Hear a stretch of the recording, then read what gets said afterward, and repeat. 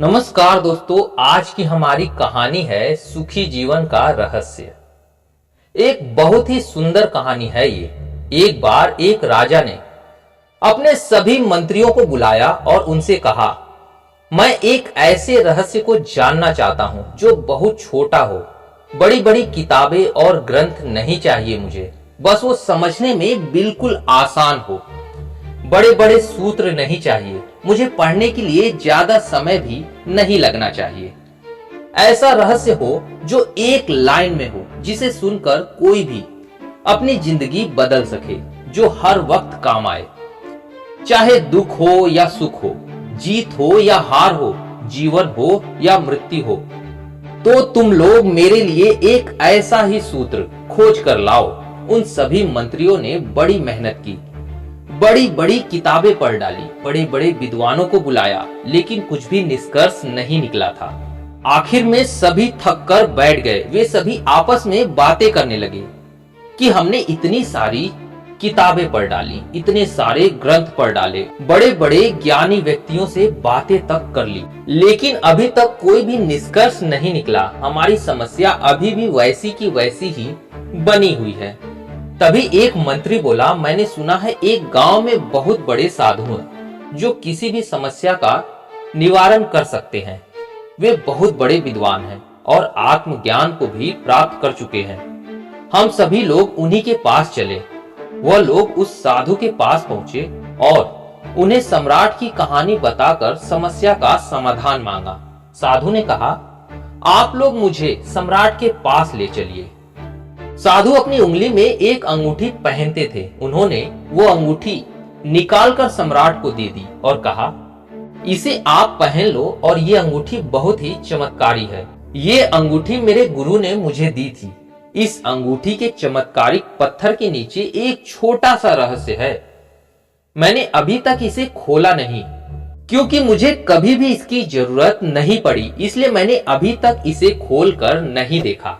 लेकिन इस अंगूठी को देने से पहले मेरे गुरु ने एक शर्त रखी थी कि इस अंगूठी के अंदर मौजूद इस चमत्कारिक रहस्य को तभी जानना जब जिंदगी के सारे रास्ते बंद हो जाएं, तभी इसे खोल कर देखना। लेकिन उनकी कृपा से मेरी जिंदगी में ऐसा कोई बुरा समय आया ही नहीं, इसलिए मैंने आज तक इसे खोल कर नहीं पढ़ा।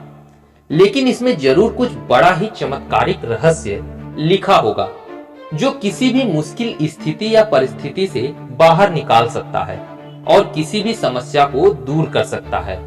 तो इसे आप ले लो, लेकिन शर्त याद रखना और इसका वचन दे दो, जब कोई उपाय नहीं रहेगा, जब चारों तरफ से रास्ते बंद हो जाएंगे और जब आप अपनी जिंदगी में बुरे वक्त से गुजर रहे होंगे, तब इसे खोलकर उस रहस्य को जान लेना। लेकिन सूत्र बहुत कीमती है।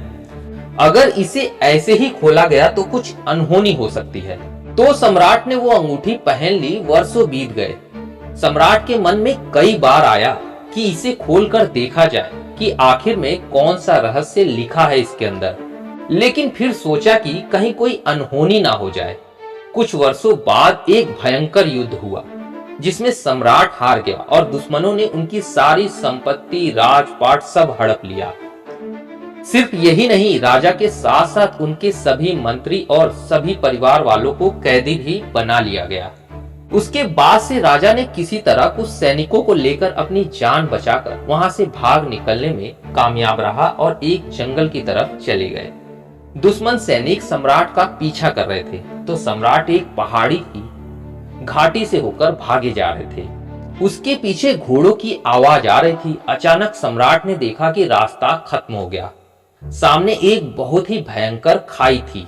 अब तो राजा वहां से लौट भी नहीं सकता था, क्योंकि दुश्मन पीछा कर रहे थे। एक पल के लिए सम्राट को चौंक गया कि वो क्या करे।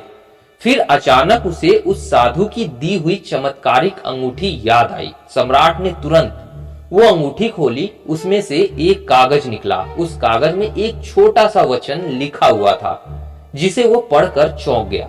उसमें लिखा था, यह समय भी बीत जाएगा। वह सूत्र पढ़ते ही सम्राट के चेहरे पर खुशी आ गई और जो शरीर एकदम डर के मारे कांप रहा था, वो एकदम से शांत हो गया। उसने सोचा, शायद सूत्र ठीक ही कहता है, अब करने को कुछ नहीं है। और इस सूत्र ने सम्राट के भीतर सोई हुई आत्मा को जगा दिया।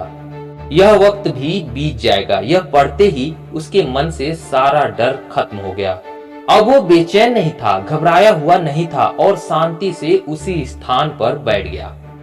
संयोग की बात थी कि थोड़ी देर बाद घोड़ों के पैरों की आवाज सुनाई देना बंद हो गई। सम्राट का पीछा कर रहे सैनिक कुछ देर बाद वहां से वापस लौट गए, क्योंकि उन्हें सम्राट कहीं भी दिखाई नहीं दे रहे थे।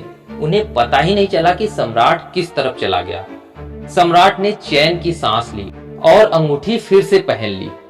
ये समय भी बीत जाएगा, यह पढ़कर सम्राट का दिमाग और भी खुल गया और उसके अंदर हिम्मत आ गई थी। इसलिए दोबारा उस सम्राट ने अपने मित्रों और सैनिकों को इकट्ठा कर एक रणनीति बनाई और दुश्मनों द्वारा कब्जा किए हुए अपने किले पर हमला कर दिया। इस बार सम्राट की सही सूझबूझ से उसने लड़ाई जीत ली और वह फिर से वहां का सम्राट बन गया। इस बार जब सम्राट अपने सिंहासन पर बैठा था तो वह बहुत ही आनंदित हो रहा था और उसका सीना गर्व से चौड़ा हो रहा था। उसका मन चिल्ला चिल्ला कर प्रजा से कहना चाह रहा था कि देखो, मैं वही सम्राट हूं जिसने अपना खोया हुआ सम्मान, खोए हुए सैनिक, खोई हुई संपत्ति और परिवार फिर से वापस पा लिया। मैं एक विजेता हूं। लेकिन इससे उस राजा का घमंड भी बढ़ता जा रहा था। तभी उस चमत्कारिक पत्थर की रोशनी जब सम्राट की आंखों पर पड़ी, तभी उसको वह अंगूठी याद आई। उसने फिर से वो अंगूठी खोली और कागज पढ़ा। पढ़ते ही सारा आनंद, सारी खुशी, सारा घमंड चेहरे से लापता हो गया। वह एक पल में शांत हो गया। इस पर उसके मंत्रियों ने पूछा कि अभी आप बहुत खुश थे, लेकिन अचानक आप इस तरह शांत क्यों हो गए? क्या बात हुई सम्राट? सम्राट ने कहा, यह भी वक्त बीत जाएगा। इस संसार में यहाँ ना तो तुम रहोगे, ना हम रहेंगे, ना ये धन रहेगा, ना संपत्ति रहेगी। आखिर में मैं भी कब तक सम्राट बने रहूंगा। जीवन में बहुत ज्यादा खुश या बहुत ज्यादा दुखी रहने की जरूरत नहीं है। जीवन में कुछ भी स्थिर नहीं है। जो अच्छा वक्त है वो एक दिन बुरा वक्त बन जाएगा, जो बुरा वक्त है वो भी हमेशा नहीं रहेगा। तो दोस्तों, इस अद्भुत सूत्र को अगर हम भी याद रखें तो हमारे मन में भी कभी घमंड नहीं आएगा और मन आनंदित महसूस करेगा। आपके जीवन में कितनी बड़ी से बड़ी प्रॉब्लम क्यों ना आ जाए, कितना भी बुरा से बुरा समय क्यों ना आ जाए, यह सूत्र हमेशा आपको आगे बढ़ने के लिए प्रेरित करेगा और आप कभी भी अपने जीवन में निराश होकर नहीं बैठेंगे। आपके अंदर हमेशा एक हिम्मत बनी रहेगी। उम्मीद है दोस्तों कहानी आप लोग को पसंद आई हो। पसंद आई हो तो लाइक और सब्सक्राइब जरूर कीजिएगा। मिलते हैं अगली कहानी में, तब तक के लिए धन्यवाद।